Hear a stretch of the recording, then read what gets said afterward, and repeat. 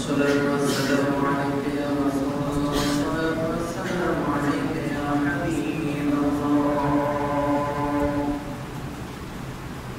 الصلاة والسلام عليك يا شفيع المذنبين الصلاة والسلام عليك يا رحمة للعالمين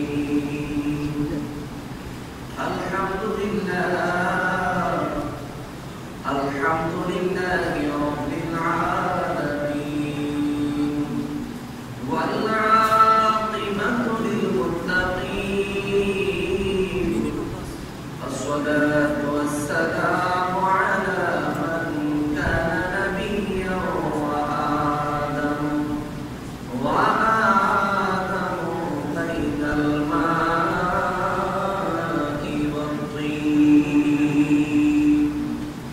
وعلى آله وأصحابه وأولياء ملته وعلماء أهل سنته أجمعين أما بعد فأعوذ بالله من الشيطان الرجيم بسم الله الرحمن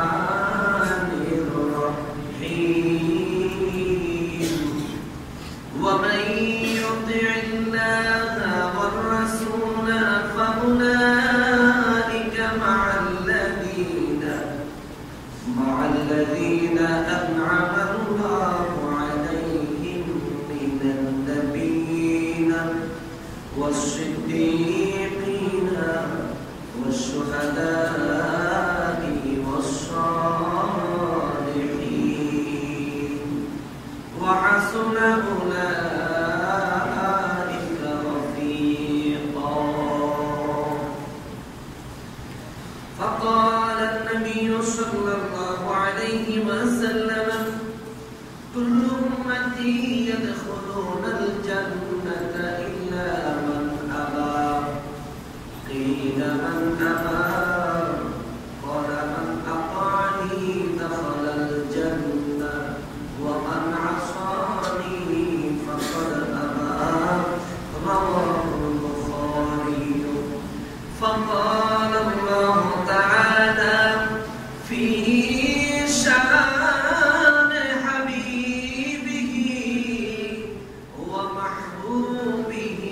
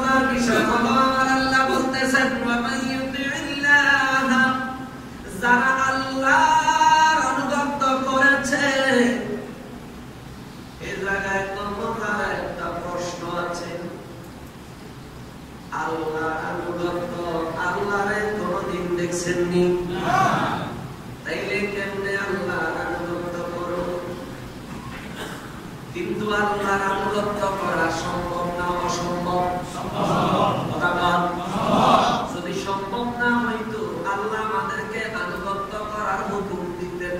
কিনা? যেহেতু আল্লাহ আমাদেরকে হুকুম দিয়েছেন, বোঝা যায় আল্লাহর আনুগত্যের কোনো না কোনো ওয়ে, কোনো না কোনো সিস্টেম তো আছে, আল্লাহ তো রেখে দিয়েছেন।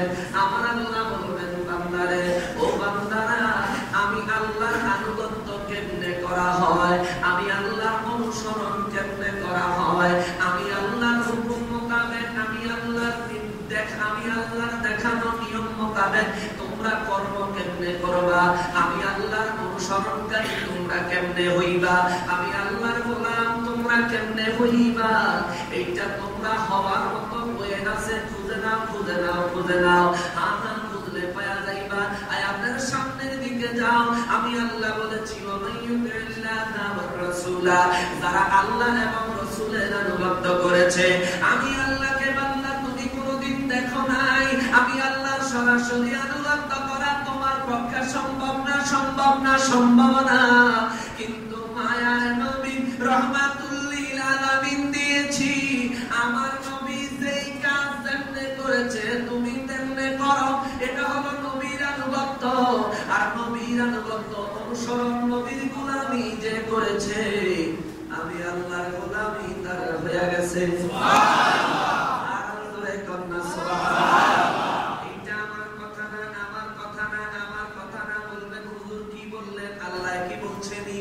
নবীর গোলামি, নবীর আনুগত্য, নবীর অনুসরণ, আল্লাহর অনুসরণ, আল্লাহর আনুগত্য হয়। আমার আল্লাহ সূরা নিসার 80 নম্বর আয়াতে আল্লাহ পুরোপুরি ক্লিয়ার করে দিয়েছেন, কেউ যাতে দ্বিমত পোষণ না করতে পারে। কেননা আমাদের সমাজে আমরা যখনই বলি আল্লাহ বারে বারে বারে বারে নবীজির গোলামি করতে বলেছে, এটা বললে কিছু মানুষের কাছে খারাপ লাগে। কিছু মানুষের কাছে খারাপ লাগে, নবীর গোলামি কেন করব, আল্লাহর গোলামি করব। আরে ভাই, নবীর গোলামিটাই আল্লাহর গোলামি। সুবহানাল্লাহ। এটা আমার কথা না, আমার আল্লাহ সূরা নিসা 80 নম্বর আয়াতে আল্লাহ বলেন, বিসমিল্লাহির রহমানির রহিম, মান ইউতি'র রাসূল ফাকাদ আতা আল্লাহ। সুবহানাল্লাহ। যারা নবীর আনুগত্য করেছেন, যারা রাসূলের অনুসরণ করেছেন, যারা রাসূলের গোলাম হয়ে গেছে, আমি আল্লাহর গোলামি তাদের হয়ে গেছে। সুবহানাল্লাহ। কি বলছেন? আল্লাহ আল্লাহ কয় নবীর গোলামি করলে আমার গোলামি হয়। এবার বলেন, আমরা কি আল্লাহর কথার দিকে যাব না মুফতি সাহেবের দিকে যাব? আল্লাহ যেমনি বলেছে তেমনি যেতে হবে, ডাইনে বামে যাওয়ার কোনো সুযোগ নাই। আর যদি ডাইনে বামে যাওয়ার কোনো চিন্তা করেন, তাতেও আল্লাহ আল্লাহর রাসূলের কিছু আসে যায় না। কেন না? বান্দারে, তুমি যদি আল্লাহর হুকুমগুলি মানো, এটা তোমার জন্য প্লাস পয়েন্ট, তোমার জন্য প্লাস পয়েন্ট। তুমি যদি আল্লাহর আনুগত্য করো, তুমি যদি রাসূলের পাকের আনুগত্যের মাধ্যমে আল্লাহর আনুগত্য করো, রাসূলের পাকের অনুসরণের মাধ্যমে আল্লাহর অনুসরণ করো, রাসূলের পাকের গোলামির মাধ্যমে আল্লাহর গোলামি করো, আমার আল্লাহ খুশখবর দিচ্ছেন, খুশখবর দিচ্ছেন, খুশখবর দিচ্ছেন। আল্লাহ সূরা নিসা 69 নম্বর আয়াতে খুশখবর দেয়, ওয়া মাইয়ুতিল্লাহা ওয়ার রাসূলা, যারা আল্লাহ এবং রাসূলের আনুগত্য করেছে, ফাউলাইকা মাআল্লাযিনা আন'আমা আল্লাহু আলাইহিম মিনান নাবিয়িনা ওয়াস-সিদ্দীকিনা ওয়াশ-শুহাদা'i ওয়াস-সালিহিন। জোরে সরে কন্না সুবহানাল্লাহ। আল্লাহ বলেন, যারা নবীর আনুগত্যের মাধ্যমে, নবীর গোলামির মাধ্যমে আল্লাহর আনুগত্য, আল্লাহর গোলামি করে, আল্লাহ কয় আমি তাদের মর্যাদা বাড়ায়া দিব। আমি তাদেরকে দাঁড়ানোর বসার জায়গা কোথায় করে দিব? শোনো, তাদের দাঁড়ানোর জায়গা, বসার জায়গা হবে ফাউলাইকা মাআল্লাযিনা আন'আমা আল্লাহু আলাইহিম মিনান নাবিয়িনা ওয়াস-সিদ্দীকিনা ওয়াশ-শুহাদা'i ওয়াস-সালিহিন।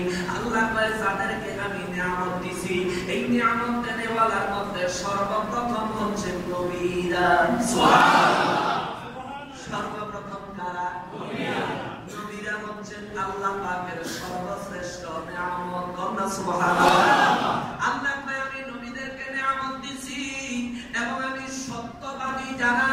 সিদ্দিক যারা, বিশেষ করে সিদ্দিকে আকবরের উপর আমি আল্লাহ নিয়ামত দিছি, ওয়াসুহাদাই যারা শহীদ হয়েছে আমি আল্লাহ শহীদদের উপরে নিয়ামত দিছি, ওয়াসসালিহিন এবং যারা নেক আমল করে তাদের উপরেও আমি আল্লাহ নিয়ামত দিয়েছি। জোরে কোন সুবহানাল্লাহ।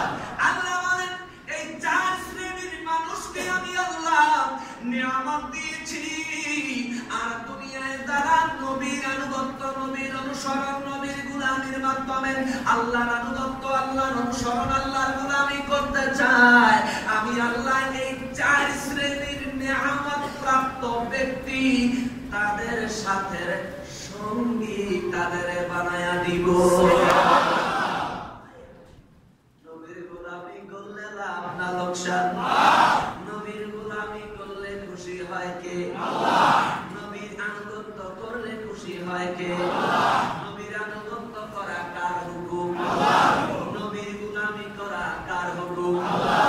আল্লাহ আমারে হুকুম দিছে, আমি হুকুম মানতে অসুবিধা আছে নি?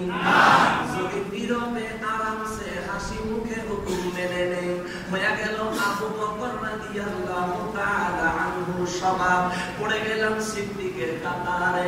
সুবহানাল্লাহ। আর যদি মানতে নবীর ব্যাপারে আসলে একটু একটু খারাপ লাগে, নবীর ব্যাপারে আসলে যদি আমতা আমতা লাগে, তাইলে স্বভাব হইল আবু জাহেলের।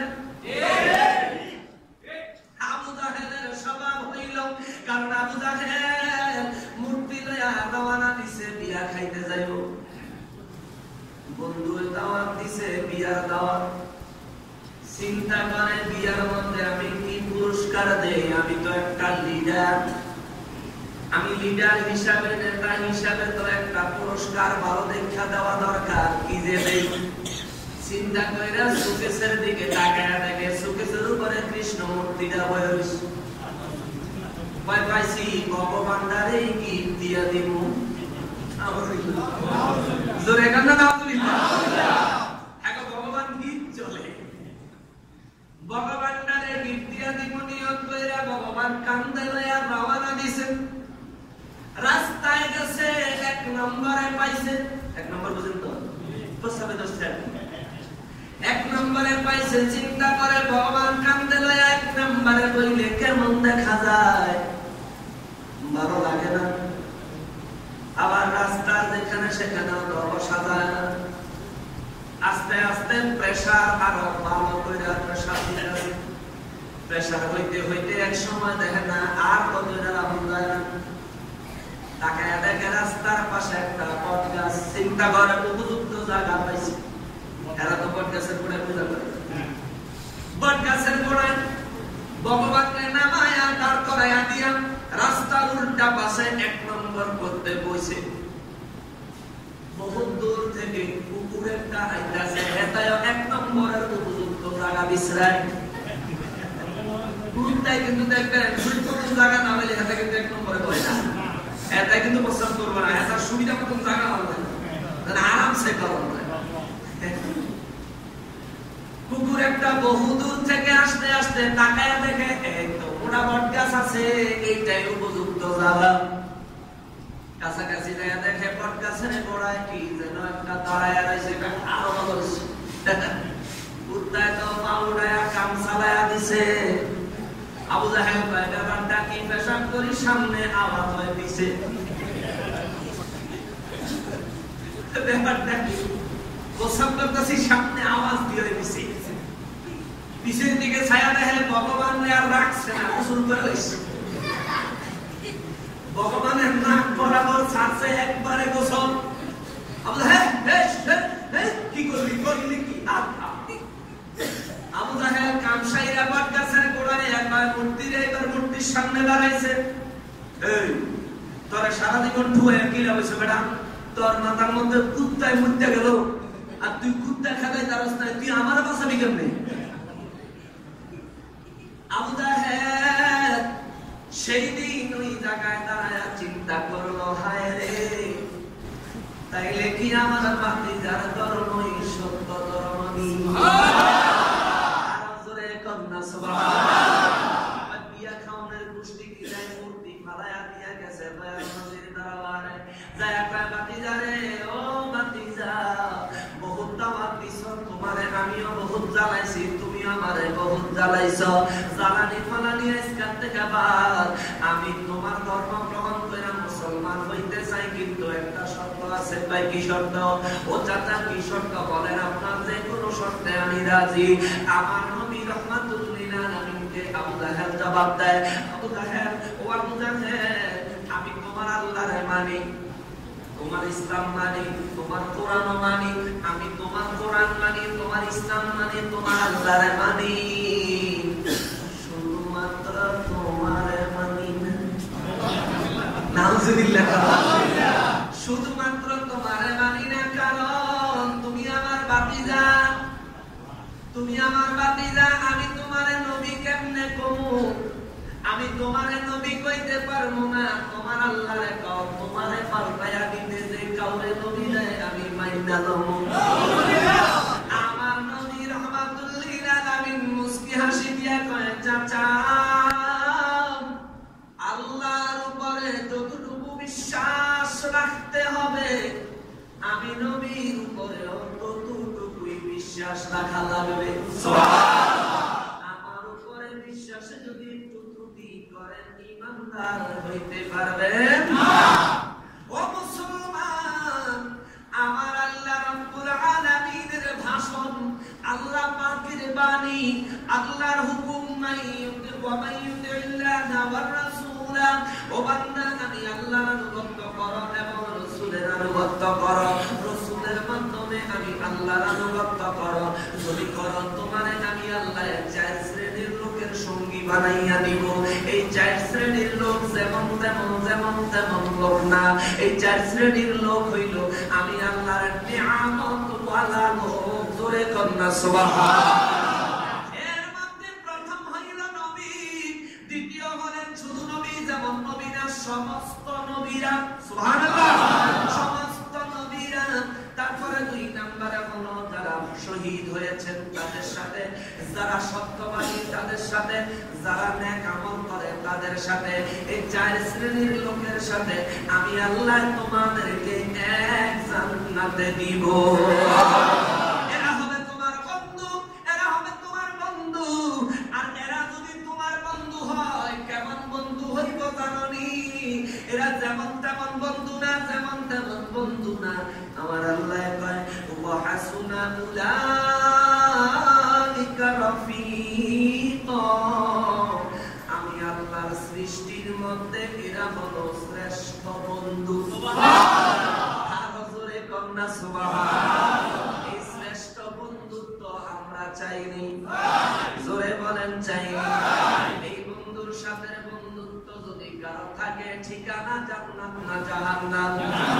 আর কেউ যদি এনাদের বন্ধুত্ব ছেড়ে দেয় ঠিকানা জান্নাত না জাহান্নাম। আল্লাহ আমাদেরকে জান্নাতের অধিবাসী করুন। দয়াল নবীর আনুগত্য পরিপূর্ণ করার তৌফিক দেন। জোরে বলেন আমিন।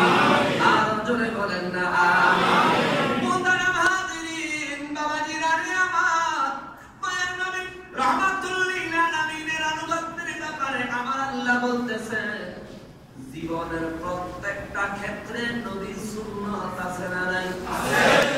বিশেষ করে আমরা নামাজের আলোচনার পরে আমরা সুন্নাতের দিকে আসছি। গত দুই জুমায় দুইটা মাসআলার সমাধান করে দিছি। এখনো ইকামতের সময় বসার মাসআলা, দ্বিতীয় নাম্বার বারে বারে নামাজে হাত উঠানোর মাসআলা। এখন আসে আমরা দয়াল নবী রাহমাতুল লিল আলামিনের সুন্নাত মোতাবেক নামাজে হাত কতটুকু উঠাইলে সুন্নাত হবে, কোন জায়গায় নিয়ত বাঁধলে সুন্নাত আদায় হবে, এই বিষয়ে আলোচনা করব। আল্লাহ বুঝার তৌফিক দেন। জোরে বলেন আমিন। আর জোরে কন্না আমিন।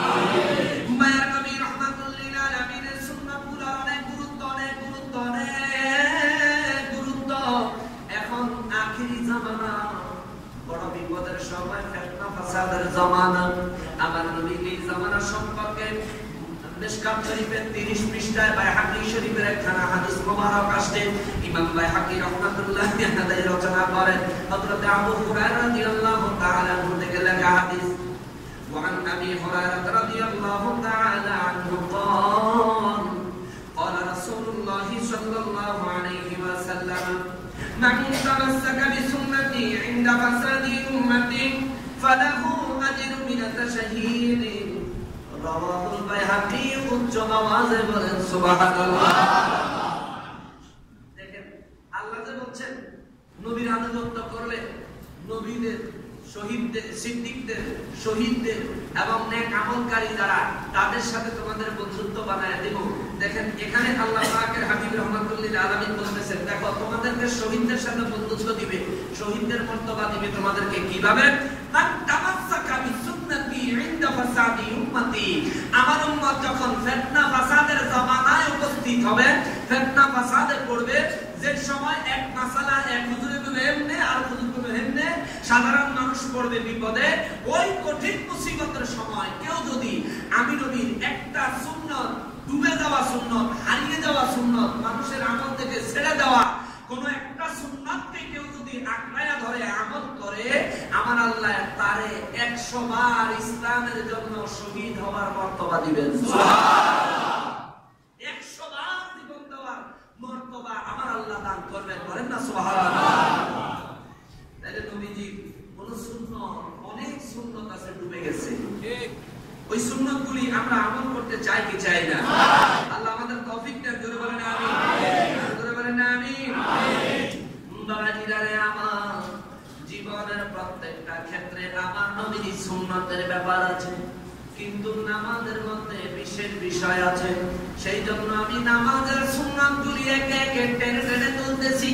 যেই সব জায়গায় গন্ডগোল লাগায়া দিছে, যেই সব জায়গায় মানুষ রূপী, আলেম রূপী জাহেলেরা, মানুষ রূপী অমানুষেরা, জাহেলে মুরাক্কাবেরা, নায়েবে শয়তানেরা, যেখানে পাঞ্জাবি টুপি পাগড়ি পরে ওই আব্দুল্লাহ ইবনে উবাইয়ের মতো, আব্দুল্লাহ ইবনে উবাই ইবনে সুলুনের মতো, মুনাফিকদের মতো যেইভাবে ইসলামকে, মুসলমানকে, মুসলমান জাতিকে ধোঁকা দেওয়ার চেষ্টা করতেছে, তাদের ধোঁকার ফাঁকগুলি আমি কেটে দিচ্ছি রে বাবা। যদি খেয়াল করে জ্ঞান লাগায়া, ধ্যান লাগায়া, নবীর মহব্বত লাগায়া শোনেন, আশা করি আপনার জন্য হেদায়েতের বিষয় হবে। আর যদি মেনে নেন, এটাই হবে আপনার জন্য শ্রেষ্ঠ হেদায়েত। আল্লাহ কবুল করেন, জোরে বলেন আমিন। ও মুসলমান, আমার নবী রাহমাতুল্লিল আলামিন নামাজের নিয়ম পড়ার সময় কতটুকু হাত তুলতেন, এই ব্যাপারে ইমাম আবু দাউদ তাইলাসী রাহমাতুল্লাহি আলাইহি লেখা আল মুসান্নাফ শরীফের 2য় খণ্ড 358 পৃষ্ঠা হাদিস নাম্বার 1113 এবং সহিহ ইবনে হিব্বানের মধ্যে হাদিস নাম্বার 1862। এখানে হযরতে ইবনে ওয়াইল ইবনে হুজর রাদিয়াল্লাহু তাআলা আনহু থেকে একখানা হাদিস মুবারক আসছে। ওয়ান ওয়াইল ইবনে হুজর রাদিয়াল্লাহু তাআলা আনহু قال فكبر ورفع يديه حتى بلغ أذنيه وأخذ شماله بيمينه উচ্চ আওয়াজে বলেন না সুবহানাল্লাহ। হযরত ওয়াইল ইবনে হুজর রাদিয়াল্লাহু তাআলা আনহু বয়ান করেন, মায়ের নবী রাহমাতুল্লিল আলামিনকে দেখেছি তিনি নামাজে হাত বাঁধার সময় তাকবীরে নিজের 2 কানের কাছাকাছি 2 হাত মোবারক উঠাতেন। সুবহানাল্লাহ। নবী 2 কানের বরাবর 2 হাত মোবারক যদি উঠায়, আমাদের জন্য এটা সুন্নাত হইছে নি? আমরা 2 কান পর্যন্ত উঠাবো।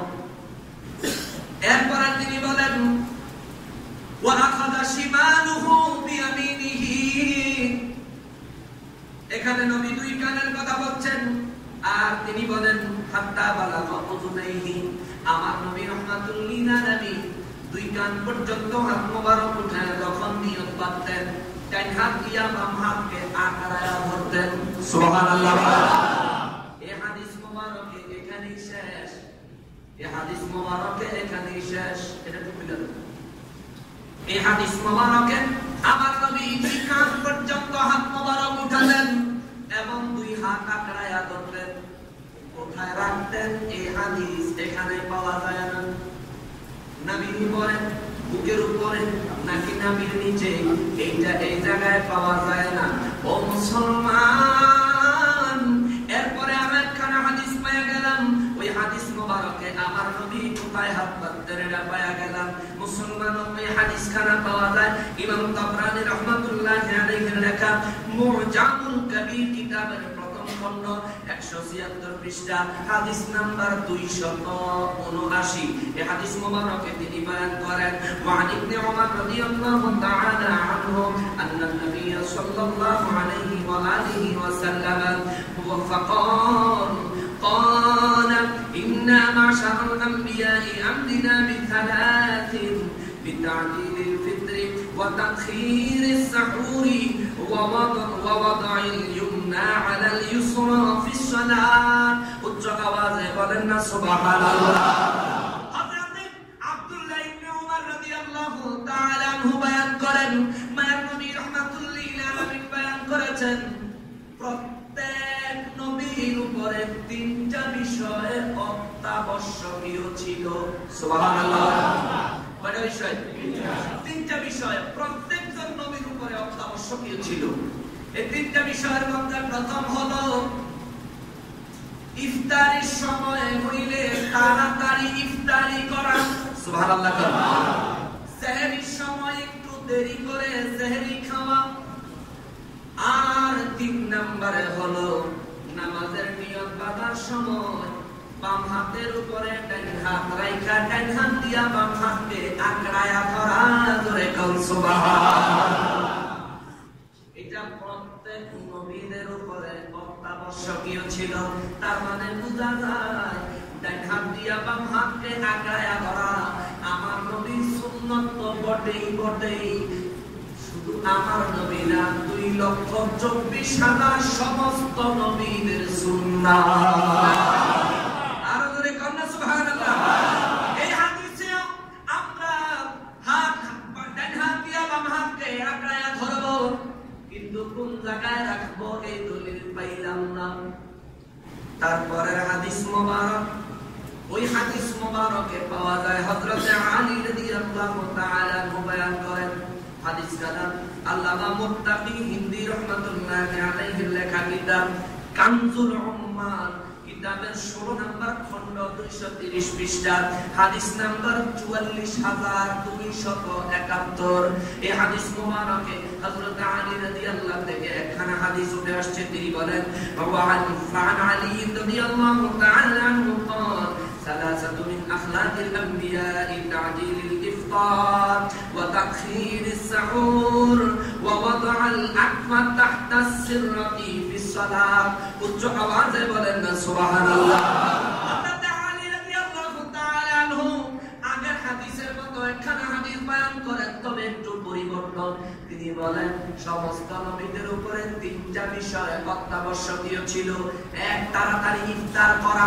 2 নম্বরে একটু দেরি করে সেহরি খাওয়া। আর 3 নম্বরে নামাজে ডান হাত দিয়া বাম হাতকে আঁকড়ায়া ধরে নাভির নিচে নামাজে হাত বাঁধা। জোরে কন্যা সুবহানাল্লাহ। আলী রাদিয়াল্লাহু ঘোষণা থেকে পাওয়া যায় 2,24,000 পয়গম্বর প্রত্যেক নবী নামাজের জন্য নাভির নিচে হাত বেঁধেছেন। সুবহানাল্লাহ। তাহলে আমরা কোরআনে রাখবো। অনেক মানুষ সৌদি আরব থেকে আসেন, এসে বলে হুজুর সৌদির মানুষ কি ইসলাম বোঝে না, তারা তো নবীর উপরে হাত বাঁধে। ভাই, আমি আপনার কথাকে স্বাগতম জানাই, আপনারে অনেক ধন্যবাদ দেই। আপনি চাকরি করতে যায় যে ধর্মের প্রতি আপনি অনুরাগ ছিলেন, ধর্মের প্রতি খেয়াল করেছেন, এই জন্য আপনারে ধন্যবাদ জানাই। তবে কিছু কিছু বিষয় যেগুলি আপনি দেখেন নাই, ওইগুলি কিছু খবর আমি আপনারে দেয়া যায়। আপনি 10 বছর 15 বছর 20 বছর সৌদি আরবে গেছেন, আমার জীবনে একবারও এখনো যাই নাই, কিন্তু আমি বাংলাদেশে থেকে সৌদি আরবের যে খবর জানি, এই খবর কিন্তু আপনি জানেন না রে ভাই। আমি সৌদি আরবের বিরুদ্ধে না, কারণ সেটা আমার নবীর দেশ, আমার নবী রহমাতুল লিল আলামিন কদম মোবারক দিয়া কত চলাফেরা সে জায়গায় করেছেন। ইমাম মালিক রাহমাতুল্লাহি আলাইহি মসজিদ নববীর মধ্যে তিনি হাদিস শরীফের দর্শ দিতেন দয়াল নবীর রওজা মোবারকের সামনে। মদিনা মুনাওয়ারার মাটিগুলি সূর্যের আলোতে এই মাটিগুলি উত্তপ্ত গরম হয়ে থাকতো, জুতা পায়ে দিয়েও চলা যাইতো না। ইমাম মালিক রাহমাতুল্লাহি আলাইহি তার জীবনে কোনোদিন জুতা পায়ে দিয়ে মদিনা মুনাওয়ারায় হাঁটে না, জীবনে কোনদিন জুতা পায়ে দিয়ে মদিনা মুনাওয়ারায় মসজিদে নববী এবং মদিনা মুনাওয়ারার এরিয়ার মধ্যে পায়ের জুতা দিয়ে হাঁটে নাই। গরম বালুগুলার মধ্যে যখন পা দিত ওনার পায়ের মধ্যে গরম আগুনের মতো ফোসকা পড়ে যাইত, তারপরেও কষ্ট করে উনি খোলা পায়ে হাঁটতেন। একদিন ছাত্ররা জিজ্ঞেস করে, ওগো আমাদের ওস্তাদ ইমাম মালিক রাহমাতুল্লাহি আলাইহি মদিনা মুনাওয়ারার মাটি বড় গরম, সূর্যের আলোতে পানি অত্যন্ত উত্তপ্ত হয়ে থাকে, এই পানির মধ্যে খালি পা দিলে পায়ের মধ্যে ফোসকা পড়ে যায়, পায়ের ফোসকা নিয়ে আপনি কত কষ্ট করেন আমরা দেখতেছি। কিন্তু হুজুর আমাদের প্রশ্ন হইল আপনি জুতা পরেন না কেন? ইমাম মালিক ডাক দিয়া কয়, ছাত্ররা রে, ও বাবারা রে, তোরা আমার কলিজার আগুন জ্বালায়া দিছ রে বাবা। মদিনা মুনাওয়ারায় আমি কেমনে জুতা পায়ে দিব? এই মদিনার অলিতে গলিতে আমার নবীর কদম মোবারক পড়েছে, আমার নবীর কদম মোবারক এই মদিনা মুনাওয়ারায় পড়েছে। আমি যদি জুতা পায়ে দিয়া হাঁটি আমার ভয় লাগে, কোন জায়গায় নবীর কদম মোবারক পড়েছে আমি তো জানি না। সে জায়গায় যদি আমি ইমাম মালিকের জুতা সহ পা পড়ে আল্লাহর কাছে কি জবাব দিব? ইমামরা, মুজতাহিদরা, মুফাসসিররা, সাহাবায়ে কেরামেরা, তাবেঈরা, তাবেঈরা আমার নবীকে কত ভালোবাসতেন, কত ভালোবাসতেন, কত ভালোবাসতেন। আমার মায়ার নবী রাহমাতুল লিল আলামিনের মহব্বতে ইমাম মালিক রাদিয়াল্লাহু জীবনে কোনদিন জুতা মোবারক পায়ে দেন নাই। কিন্তু সৌদির পুলিশ জুতা পায়ে দিয়া আমার নবীর রওজা মোবারকের পাশে দাঁড়ায়া থাকে। কোন নবীর আশিক যায় যদি চিৎকার দেয় তারে ধাক্কা দিয়া সরাইয়া দেয়। নবীর কোন আশিক কোন পাগল যায় যদি নবীজিকে সালাম দিতে চায় ধাক্কা দিয়া সরাইয়া দেয়। কোন মানুষ যদি নবীর রওজা মোবারকে মোনাজাত দিতে চায় ধাক্কা দিয়া সরাইয়া দেয়, ধাক্কা দিয়া সরাইয়া দেয়। এটা কি? এটা কেমন ইসলাম? এটা কেমন ইসলাম? এটা কেমন ইসলাম? আরে গোটা পৃথিবীর উম্মতে মুহাম্মাদী শুধু নয়, আল্লাহ বলেন আমার तमाम সৃষ্টি জগতের অভিভাবক আমি আমার নবীরে বানাইছি। সুবহানাল্লাহ। বাবা হলো সন্তানের অভিভাবক, সন্তানের মনের দুঃখ বাবার কাছে বলবে, এটাই তো স্বাভাবিক কথা। আর আমাদের ঈমানের অভিভাবক হলেন আমার নবী। নবীর কাছে যায় মনের দুঃখ বলতে পারবো না, কারণটা কি? কারণটা কি? আমার নবীর সাথে তোমাদের এত দুশ্মনী কিসের? শুধু তাই নয় রে বাবা, শুধু তাই নয়, যারা সৌদি আরব থেকে আয়েশা বুকের উপর হাত বাঁধতে চান, নবীর উপরে হাত বাঁধতে চান, আমি আপনাদেরকে বলি তাইলে সৌদি আরবে যা করে তা সবই তো আপনাদের করা উচিত। বরাবর ঠিক নেই? খালি নিয়ম করবেন, জোরে আমিন কইবেন, এই দুইটাই তো শেষ না। সৌদি আরবে যা করে আপনি অনুরূপ সব করতে পারবেন নি? পারবেন না, পারবেন না। কারণ কোরআনে হুকুম দিয়েছে একজন মুসলমান প্রয়োজন হইলে সর্বোচ্চ 4টা বিয়ে করতে পারে। সৌদি আরবে 43টা, 43টা, 60টা বিয়ে করার ইতিহাস আছে। ওটা কোন ইসলাম? ওটা কোন ইসলাম?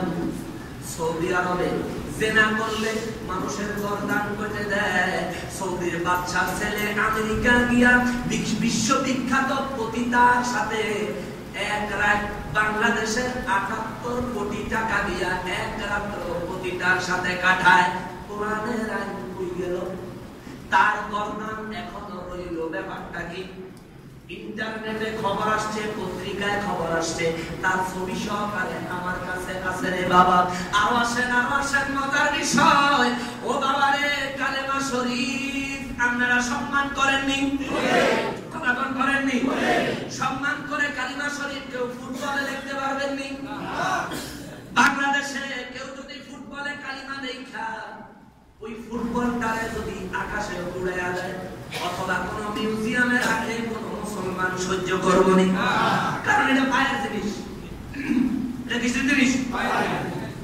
কিন্তু দুঃখের বিষয় সৌদি আরবের পতাকা, ওই পতাকার মধ্যে কালেমা লেখা।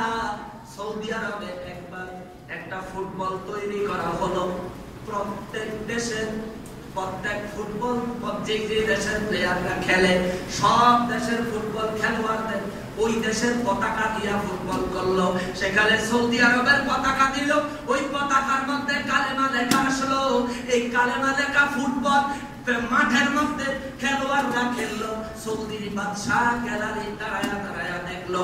আমার প্রশ্ন, তোমার ইসলামের আইন কোথায় গেল? কথা ঠিক কি বুঝছো? আর মজার বিষয় আছে, আমার কাছে আরো একটা ছবি আছে। সৌদি আরবে পাপোশের মধ্যে কালেমা লেখছে। নাউজুবিল্লাহ ভাই, যে কইেন কেমন? আরে জোরে কোন না নাউজুবিল্লাহ। পাপোশের মধ্যে কালেমা লেখছে। তো সৌদি আরবে আপনি খালি নিয়ত করবেন আর জোরে আমিন কইবেন। সৌদি আরবে যে কয়টা বিয়া করে বাংলাদেশ স্বপ্ন করেন, সৌদি আরবে ফুটবলে কালেমা লেখে, আপনিও লেখেন। সৌদি আরবে পাপোশের মধ্যে কালেমা লেখে, আপনি লিখতে পারবেন? সম্ভব না। সৌদি আরব দলিল না, সৌদি আরবের দিকে তাকানো যাবে না, তাকাইতে হবে কোরআন এবং হাদিসের দিকে। কোরআন হাদিস যেদিকে বলে আমরা সেদিকেই যাইতে হবে। আরো মজার কথা, সৌদি আরব পৃথিবী বিখ্যাত ইসলামিক কান্ট্রি। সৌদি আরবে কোরআন শরীফের হিফজ প্রতিযোগিতা হয়, বাংলাদেশের সন্তান ফার্স্ট হয়। হ্যাঁ, যেই দেশে কোরআন নাজিল হইল ওই দেশে কি ফার্স্ট হওয়ার বন্ধা হওয়া গেল না? বুঝতে হবে সৌদি আরব থেকে বাংলাদেশের মানুষ ইসলামের চর্চা অনেক বেশি করে। কথা বলেন ঠিক কিনা? নবীজিকে সৌদি আরব থেকে বাংলাদেশের মুসলমান অনেক বেশি মহব্বত করে। শুধু তাই না, সারা পৃথিবীতে একটা প্রতিযোগিতা হইল দয়াল নবীর জীবনীকে কত সুন্দর করে লিখতে পারে। সেই জায়গায় বাংলাদেশের একজন মহিলা নবীর জীবনী লিখলো, আর রাহেবুল মাকতুম, ওনার লেখাটা পৃথিবীর বিখ্যাত লেখা হয়েছে। এটাও বোঝা যায় বাংলাদেশের মুসলমান ইসলামের চর্চা কম করে না বেশি? সৌদি আরবের বর্তমান লোকদের চাইতে বাংলাদেশের মুসলমান ইসলামের বিষয়ে চর্চা কম করে না বেশি করে? অবশ্যই বেশি করে। বিভিন্ন দিক থেকে আমরা প্রমাণ পাইতো, প্রমাণ পাওয়া যায়। ও মুসলমান, অহংকার করার উদ্দেশ্যে, গর্ব করার উদ্দেশ্যে এমন কোন কথা আমি গুনাহগার বলি নাই। বললাম শুধু এই কারণে সৌদি আরবের নিয়ম নীতি আপনি যায়া যদি সৌদি আরব থেকে আইসা যদি ওই নিয়ম নীতি আপনি চালাইতে চান, আপনার এটা সঠিক হবে না ভাই, এটা সঠিক হবে না। কারণ আপনি হানাফি মাযহাবের অনুসারী। সৌদি আরবের তারা কিছু মালিকি, কিছু শাফিঈ, কিছু হাম্বলি, কিছু হানাফি, তাদের মধ্যে মিলানো জিলানো লোকজন আছে। অতএব সেই দিকে তাকায় আপনি বিভ্রান্ত হয়েন না। আপনি আমি হানাফি মাযহাবের অনুসারী, হানাফি মাযহাব যা বলে আমরা তাই মানব, রাজি আছেননি? এখন মাযহাব মানতে কিছু মানুষের অসুবিধা আছে নি? কিছু মানুষের অসুবিধা মাযহাব না। আর আমার নবী কি কয় শুনেন, নবী কয় মাযহাব মানার ব্যাপারে আমার নবী ইঙ্গিত দিয়ে গেছেন। হাদিস হলো তিরমিজি শরীফের হাদিস, তিরমিজি শরীফের হাদিস। কোনদিকে গেল? ইবনে মাজাহ শরীফে আছে হাদিস শরীফ খানা, মিশকাত শরীফের 30 নম্বর পৃষ্ঠায় হাদিস শরীফ খানা পাওয়া যায়। আমার নবী বলেন, ওয়ান ইবনে উমর রাদিয়াল্লাহু তাআলা আনহু قال قال رسول الله صلى الله عليه وسلم اتبعوا الصوت الاعظم فانه من شذ في النار رواه الترمذي। উচ্চ আওয়াজে বলেন না সুবহানাল্লাহ। আমার নবী বলেন, তোমাদের মধ্যে যারা শ্রেষ্ঠ দল, যারা মহান দল, তোমরা তাদের অনুসরণ করো। জোরে কন্যা সুবহানাল্লাহ। যারা মহান দল, যারা শ্রেষ্ঠ দল, তাদের অনুসরণ করার কথা আমার নবী করছেন। তাহলে ইমামে আযম, ইমাম যারা, ইমামে আযম আবু হানিফা, মুহাম্মদ রাহমাতুল্লাহ আলাইহি, ইমাম মালিক রাহমাতুল্লাহ আলাইহি, ইমাম হাম্বলি রাহমাতুল্লাহ আলাইহি, ইমাম শাফিঈ রাহমাতুল্লাহ আলাইহি, ওনারা কি মহান দলের নেতা না? ওনাদের মতো ওনাদের বাবাম ভাইয়ের স্যান্ডেলের তলার জুতা দুলার সমতুল্য এলেম বর্তমান পৃথিবীতে কেউ রাখে না, কেউ রাখে না। ওনারা এক একজন এক একটা মাযহাবের প্রবর্তক ইমাম, কিন্তু তাদেরকে মানতে চায় না। তাই আমরা নবীজিকে মানি, সাহাবীদেরকে মানি, তাবিঈদেরকে মানি, তাবিঈদেরকে মানি, আমরা আর অন্য কাউরে মাযহাব মানতে চাই না। এই কথা কইলেও কিন্তু ধরা। হুজুর কেমন ধরা? ইমামে আযম আবু হানিফা রাহমাতুল্লাহ আলাইহি নিজে একজন তাবেঈ ছিলেন। সুবহানাল্লাহ বলেন। এবার তুমি যদি সাহাবী, তাবেঈ, তাবেঈকে মানো আর কেবল যদি তুমি হিসাব না করো, তাহলে ইমামে আযম তোমার হিসাবের ভিতরে আছে।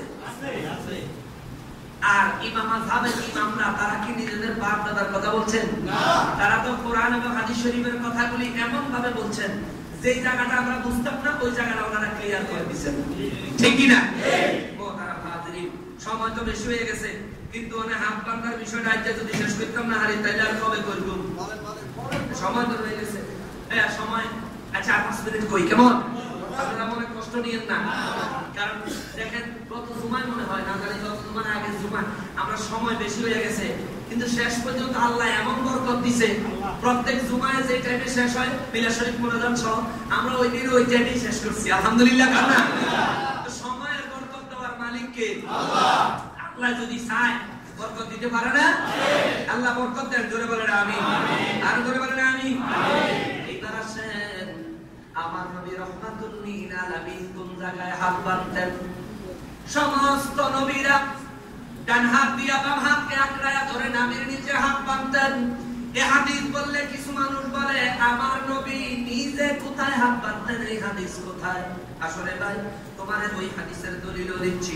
এই হাদিস শরীফ খানা ইমাম ইবনে আবি শাইবা রাহমাতুল্লাহ আলাইহির লেখা আল মুসান্নাফ কিতাবের প্রথম খণ্ড 343 পৃষ্ঠায় হাদিস নাম্বার 3938, হাদিস নাম্বার 3939।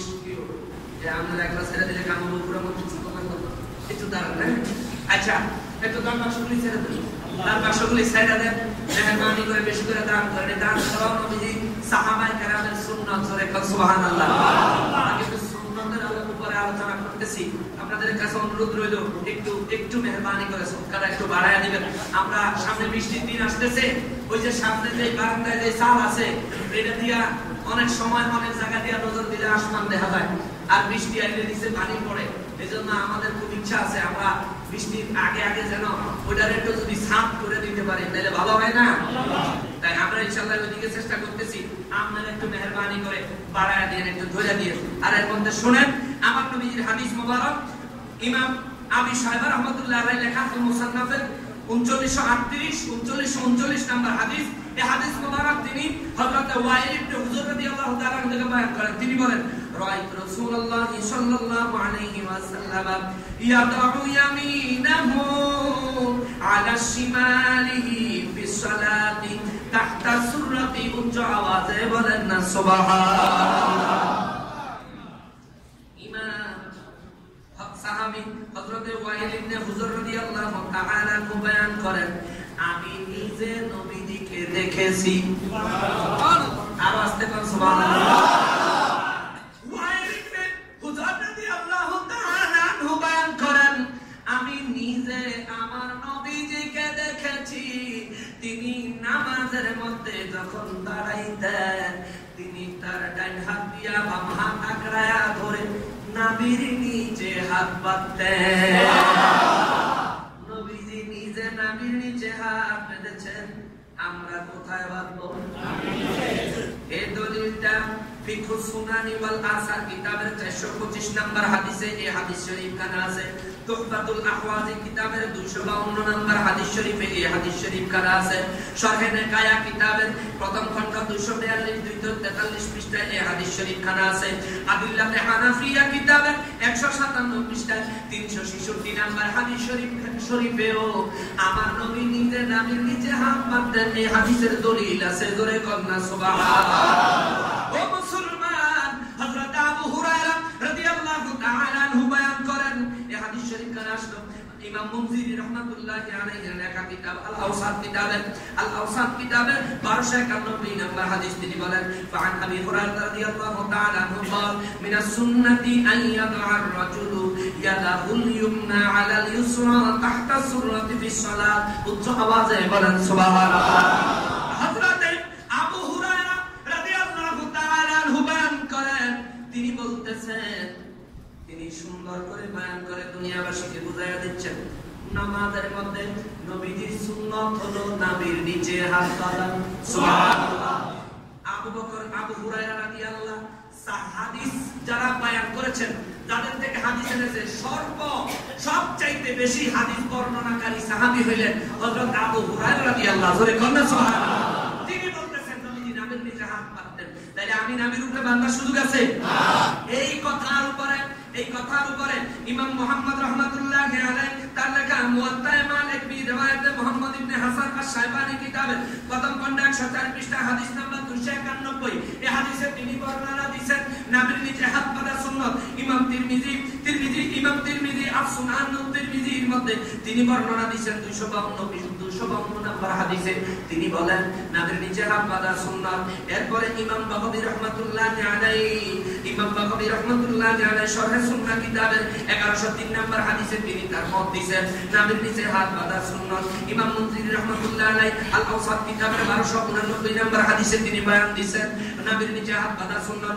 ইমাম কুদামা মুকাদ্দাসি রাহমাতুল্লাহি আলাইহি বয়ান আর আল মুগনি কিতাবের প্রথম খণ্ড 341 পৃষ্ঠায় বয়ান দিয়েছেন নাভির নিচে হাত বাঁধা সুন্নাত। এরপরে ইমাম তাহাবি মুখতাসারুল ইখতিলাফুল উলামা কিতাবের প্রথম খণ্ড 220 পৃষ্ঠায় 138 নম্বর হাদিসে তিনি বয়ান দিয়েছেন নাভির নিচে হাত বাঁধা সুন্নাত। এখানে শেষ না, ইমাম আবু দাউদ রাহমাতুল্লাহি আলাইহি মাসাইলে ইমাম আহমদ কিতাবের 48 পৃষ্ঠায় বয়ান দিয়েছেন নাভির নিচে হাত বাঁধা সুন্নাত। ইমাম ইবনুল বার রাহমাতুল্লাহি আলাইহি আত-তাহমিদ কিতাবের 20 নম্বর খণ্ড 75 পৃষ্ঠায় বয়ান দিয়েছেন নাভির নিচে হাত বাঁধা সুন্নাত। ইমাম ইবনে নুজাইম মিশরি হানাফি রাহমাতুল্লাহি আলাইহি তিনি বাহরুর রায়ক শরহে কানজুদ দাকায়েক কিতাবের প্রথম খণ্ড 320 পৃষ্ঠায় দলিল দিয়েছেন নাভির নিচে হাত বাঁধা সুন্নাত। জোরে কোন সুবহানাল্লাহ। এই 9জন মানুষের মন্তব্য আমি আপনাদের সামনে পেশ করলাম, ওনারা সবাই নাভির নিচে হাত বাঁধার পক্ষে। জোরে কোন সুবহানাল্লাহ। তাহলে আমরাও হানাফি মাযহাব মোতাবেক আমরাও নাভির নিচে হাত বাঁধবো। আল্লাহ কবুল করেন। জোরে বলেন আমিন। মহিলারা হাত কোথায় বাঁধবে? মহিলাদের ব্যাপারে সমস্ত উলামায়ে কেরাম একমত, মহিলারা হাত বাঁধবে বুকের উপরে এবং দুই হাতের এই বাহু এইভাবে চাপায় রাখবে। কেন? কারণ এইভাবে নামাজের নিয়ত বাঁধা তাদের জন্য পর্দা বিশেষ ব্যাপার হয়। সুবহানাল্লাহ।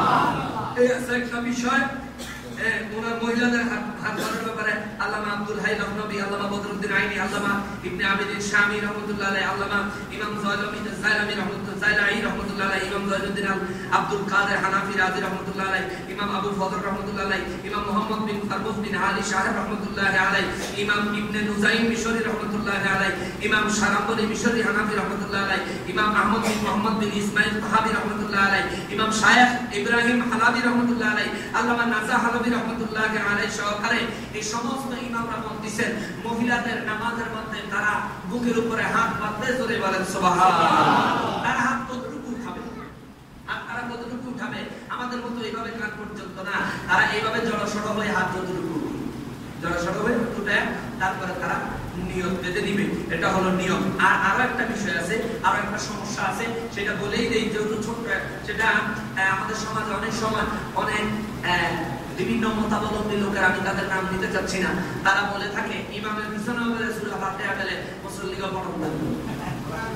এই বিষয়টা ইমাম তিরমিজি রাহমাতুল্লাহ আলাইহি 71 নম্বর ইমাম তিরমিজি শরীফের 71 পৃষ্ঠায় একখানা হাদিস শরীফ আসছে। নবীজি একদিন নামাজ পড়াইলেন, নামাজের সালাম ফিরে নবীজি বলেন, এই সাহাবীরা তোমরা কেউ কি আমার পিছনে এই সূরা পড়ছো নাকি, ফাতিহা পড়ছো নাকি?